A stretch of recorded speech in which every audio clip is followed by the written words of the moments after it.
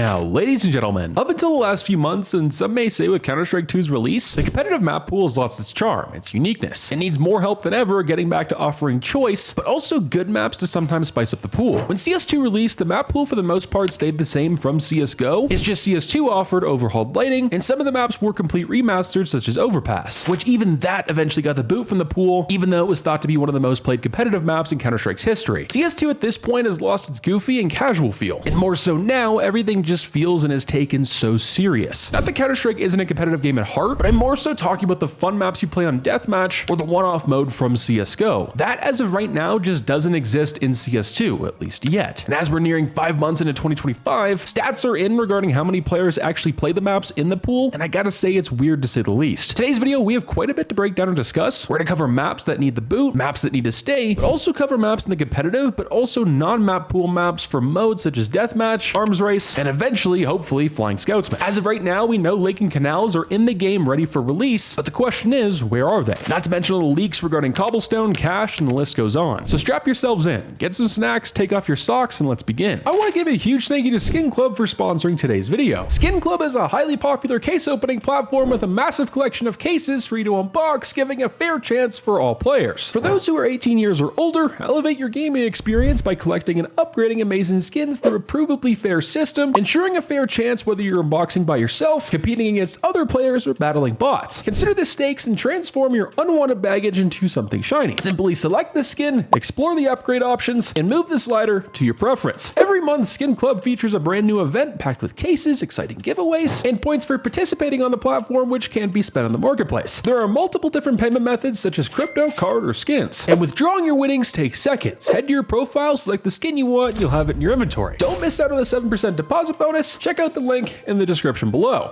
Let's roll. Now, firstly for today's video, I want to start off with a change of pace, where we start with the one-off goofy maps and modes, aside from Premier and Competitive. Valve in early 2024 released the Call to Arms update, which really no one expected to have that big of a release at that point in time, that soon into CS2's release. But of course we did, and it was absolutely amazing. We got shoots, baggage, which were showcased in limited test promotional material, but also trailers way back in March of 2023. Now, following the release of CS2, they, alongside many other maps, were nowhere to be found. And of course, heading into the present day, we're left questioning if we were lied to, or if the OG maps that we saw in the game files and promotional material from CSGO are going to be ever coming. Now, I don't work for Valve, but my guess is we will receive them, and there could be a very good reason for the delay. The best example here is with Train. So when Train released for CS2, it kind of came out of the blue right before the Shanghai Major. It was seen in the game files and trailers for CS2's limited test, but that version was completely different from what we ended up getting near 2 years later. It was raining, having dynamic weather. It was a great addition. But you see, in that time period, Valve was cooking on the map. They didn't just make 1, 2, but 3 different ports of Train, which explains the delay. We had one complete 1-to-1 remaster from CSGO. We had another one having certain areas blocked off or completely changed, such as Heaven, railings on B site, which hurt visibility. And of course, we got the final product, that being the Train we have today, which is very different from the original, but also the one in between. My theory of why we yet to have seen Lake, Canals, and even maps like Cobblestone is because the devs could be going through a similar process with those maps like they did with Train. So with that theory, Lake could have seen 1 to 3 different versions from the one we saw 2 years ago or part of CSGO. If that's the case, and Valve is still on track to release them, when can we expect these to finally release and have an actual deadline? Well, there is some good news because I think there is a good chance for something to release soon, meaning before the Austin Major or sometime after. But let's hope for something sooner, since the devs don't tend to release anything huge before, during, or after a major. But in this scenario, this wouldn't really hurt or change the competitive map pool nor the game too much. So with CS2 only being fully released for a year and a half, the game has seen quite a few map changes within the competitive map pool. Train was added in, Vertigo taken out, Dust 2 in, Overpass out, and another 2 to 3 years time, I'm sure the list will continue. CS2 released with the basic core essentials for a competitive game at heart, but the problem, as we discussed in today's video with the casual one-off goofy maps, that's all we got. There's nothing else to offer. Overpass. Overpass is a map that, when Valve removed it from the pool, made a lot of players shake their head, but it also made somewhat sense. At the same time, it was one of CS2's least played competitive maps, but in the bigger picture, it was one of the most played if you considered, well, CSGO's history. What confused a lot of players is the devs remastered it completely just for CS2, yet they took it out not even 5 months into the game's life. And I think a lot of the reasons why a lot of people didn't play it in competitive, Premier, and also the pro scene was a lot to do with FPS, but also a larger enjoyment for other maps in the Source 2 engine. And I think some things to take in consideration here is the fact that the devs made some very large changes to the map during the Shanghai Major. Because of that, I think it's highly likely that we eventually see this map in the next couple of years back in the pool. Dust 2. Now call me stupid, but I think Dust 2 is overhyped and overplayed. You could only remaster the same map 20 different times without it feeling boring and losing its charm. Now similar to Nuketown and Call of Duty, it hits a point where it just doesn't play and hit the same anymore for a lot of players. And that's personally where I'm at. Vertigo. Vertigo is one of the least played maps in the pro space, but one of the most played amongst players in Premier. This map was interesting. It gave choice, spiced up gameplay because of the verticality and its uniqueness, but it was somewhat controversial because it was replaced for Train, which at this point a lot of players aren't really enjoying Train because it's one of the least played maps in Premier, but also the pro scene. My question is it because CS players hate change, hate the redesign, hate the rain? Is this an FPS problem? Or is it just a bad map that needs changes and fixes to be better? Mirage. Mirage is one of the longest standing maps in the franchise, but also the competitive map pool, and I think it's for a pretty good reason. If there is one word to describe it, I would say basic. Mirage, once you learn it, learn smokes and whatever else, doesn't require much thinking, you just move and shoot, and that's pretty much a wrap. But I think it's also important to discuss the fact that the devs haven't really changed anything up with the map since early CSGO, and I think it's imminent that we see an overhaul like Valve did with Overpass very soon. Now heading into the summer of 2025, I believe we'll see some major changes at the start of 2026 or near the end of 2025. Cache. Cache is a very beloved map from the days of CSGO, and it was also once a map that just stayed in the game for a limited time, but eventually became one of the main staples in CSGO's history. And then in late 2018, the overhaul happened and something changed. The aura, the environment in the map just wasn't the same. It just didn't hit the same. Not to mention Valve also didn't add to the competitive map pool, and that's pretty much it. Now Cache from FMPone in CS2 has recently made some pretty big headlines, where the creator doesn't want to sell the map directly to Valve and lose all the rights. But with that being said, this needs a dedicated quick conversation. Even if the creator didn't want to sell the map, that could be bait. If Valve is offering to buy the map for a stupid amount of money, which they do have, I believe FMPone will or already did budge. If the creator already did sell the rights to Valve, we most likely won't know until the map releases because he likely signed an NDA, and FMPone personally probably also won't know when the map will eventually release. Not to mention the map will also most likely not be added to the competitive map pool right away if it does get added to CS2. It'll most likely go into deathmatch in the competitive pool first, mainly to see the first few bits of feedback to see what needs to be fixed and changed. My best guess for Cache is we're probably going to receive it in the end of 2025 or early 2026, very similar to the timeline we saw with Train's release last year. And lastly, as it stands for maps that we know of that are in the game, is Cobblestone. We don't really know much about Cobblestone or have seen much for CS2, aside from the fact that we know something is in the works regarding a winter version. Now, was this and is this going to be a fluke like Train and now most likely like Lake and Canals, where we see Valve is working on dozens of different versions before the final product releases? Cobblestone was spotted with the winter version in the early limited test, and that's all we really know. So until we see or hear more from Valve or the game files, Cobblestone could very likely be a lost cause, but only time will tell. Now let me know what you guys think down below. Leave your thoughts and comments. What additions do you want to see in CS2 and why, specifically with maps and modes? Do you guys agree with me that Counter-Strike has kind of lost its touch with the goofiness, the one-off maps and modes that you don't always take so serious? With that being said, ladies and gentlemen,